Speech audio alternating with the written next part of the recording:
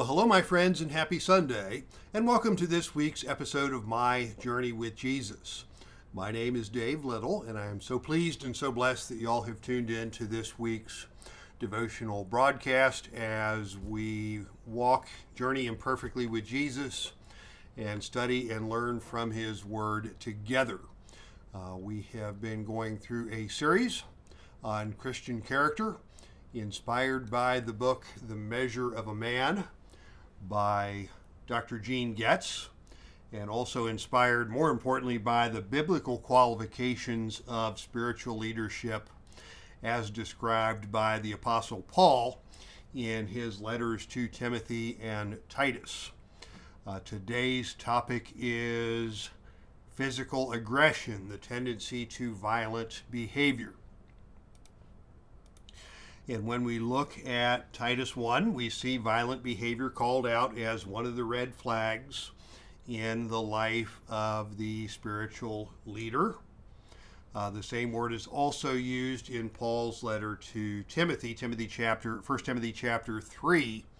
So today we will engage this discussion on violence in the perspective of the Bible, and also draw upon some of the advice given by Dr. Gene Getz in his book, The Measure of a Man. In his discussion about violence, Dr. Getz cites several examples from the Bible. Cain and Abel, Moses when he killed the Egyptian, David and the death of Uriah the Hittite. Dr. Getz also looks at examples from more recent history, Nazi Germany, and some of the modern day statistics on violent crime. And based upon all of that, it's clear to me that over the past few thousand years, the nature of man really hasn't changed much. Surprise, surprise. It's also interesting that in both Timothy and Titus, the Bible mentions violence right alongside alcohol misuse. I don't think that's a coincidence. Alcohol can lower our inhibitions and make us more likely to act upon our anger in ways that we might regret. From a personal perspective, I am not a violent person by nature. I think the last time I actually got into a fight was probably 7th or 8th grade. But a few years back, I did have an insight into alcohol and anger as the result of a phone call that I received from someone I knew. And this person on the other end of the phone was clearly drunk, and he was very angry. And he launched into some deeply personal attacks on me and my family. He said some things that were way over the line, and I was furious. I managed to disengage from the phone call, and my blood was still boiling, and just so much anger from the things that were said to me by this drunk person. And I thought to myself, if we had been face to face in that situation, that confrontation could easily have escalated into a physical altercation. And then I thought further, what if I too had been a little drunk at the time? How much further could things have escalated in that situation? What if there had been a knife or a gun inserted into that situation? You see and hear about these things all the time, and to me, that just gave me a little glimpse into the dynamics of anger and the dynamics of violence, and how alcohol can drastically alter a person's perspective and lower their inhibitions and enable them to do things that they might not ordinarily be inclined to do when they're in their right mind. And that whole thing is still kind of scary for me to reflect on. In Dr. Getz's book, he gives us some useful advice on how we might take stock of our own lives in order to understand our own behaviors and ensure that our own conduct is in accordance with God's principles. So let's take a look at our own lives. Do we strike out at others verbally? How do we manage situations where we're offended or we're victimized by the sins of others? Do we forgive those who make us angry? Do we seek the forgiveness of others and the forgiveness of God when we are the ones at fault? Or do we allow our anger to fester and to build up into resentment that could potentially spill over? Dr. Getz also suggests that if we have a problem in this area, that we consider seeking out professional Christian counseling. Christian counseling can be awesome, whether it's a professional counselor, whether it's a pastor, or just an experienced Christian mentor. We should all reach out when we need help. It's nothing to be ashamed of. It's just like any other healthcare professional. As some of you may recall, if you've been around the channel, in 2023, I had a bunch of physical mishaps. I broke my foot. I had a detached retina. I blew out my shoulder later in the year. And in all of those situations, I needed help. So I went to the orthopedic doctor. I went to the eye doctor. I went to the sports medicine guy for my shoulder. And he hooked me up with a physical therapist. Was any of that embarrassing? Of course not.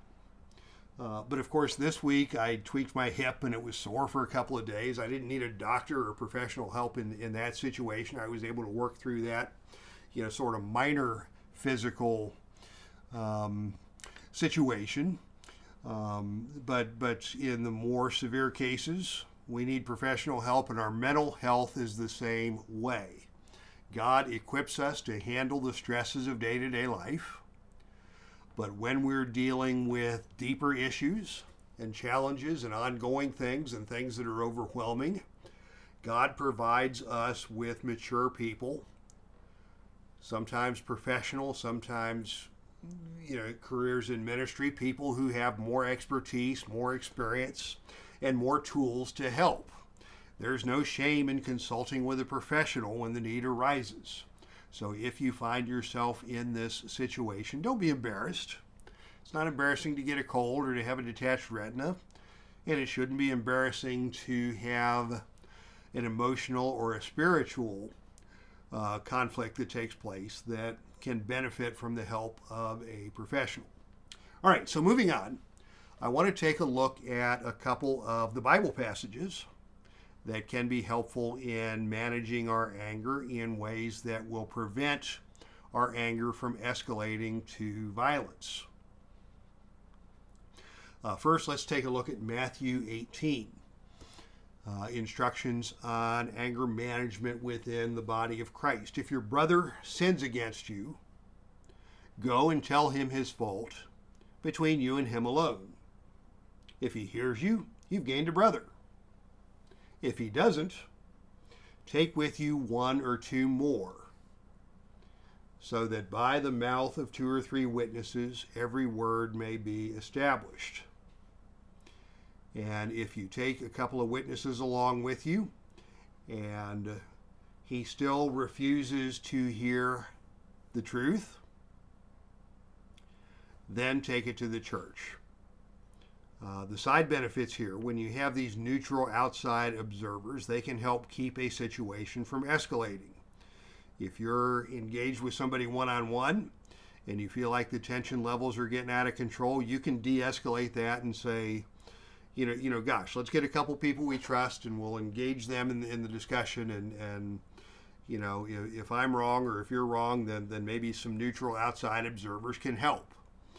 And if the outside neutral observers can't help, then the church can deal with matters of discipline in the appropriate way. The beauty of this approach, as outlined in Matthew 18, is that conflict can be dealt with objectively. We don't need to take matters into our own hands. We don't need to let situations escalate to the point where anger may spill over into violence. At the same time, we can take a look at Galatians chapter 6. Brethren, if a man is overtaken in any trespass, you who are spiritual, restore such a one in a spirit of gentleness, considering yourself, lest you also be tempted. Bear one another's burdens, and so fulfill the law of Christ. I think that these instructions can be applied to the neutral observers in the Matthew 18 scenario and in a lot of other situations as well. I particularly like the underlying assumption here. We're dealing with a person who's gotten overtaken by their anger or by their sin. This can happen to any of us. Any of us can get so wrapped up into a situation that, we need the help and the guidance of other people to help us, maintain control over our own emotions. Secondly, the goal of this intervention or this the goal of bringing in these other people is not punishment. The goal is not retribution or revenge. The goal of confronting this person who is overtaken is restoration. And we are to strive to achieve this restoration with a spirit of gentleness. And we are instructed to do this prayerfully so that we don't get overcome by our own emotional reaction and escalate things instead of working to restore the person at the root of the issue. When we do that, we're bearing each other's burdens. And when we bear each other's burdens, we are fulfilling the law of Christ. So, those are some tips from the Bible to help with anger management and help us to prevent a situation from escalating, and frankly to help us help each other when those situations arise. I think that's helpful. But in spite of our best efforts, anger remains a destructive force. And we still live in a culture that is deeply impacted by violence. And at this point in time, I really can't address this topic of anger and violence without addressing the events that took place right here in our own Christian community, right here in Madison, Wisconsin, just a couple of weeks ago. Probably you all heard about the school shooting that took place here in Madison at the Abundant Life Christian School, also known as ALCS. Abundant Life is a school that is operated by 3 local churches, including my own church.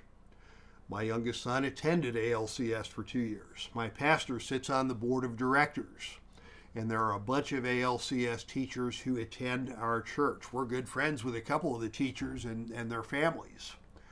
Last month, a 15-year-old girl got hold of a handgun and opened fire at ALCS. She killed one of her classmates.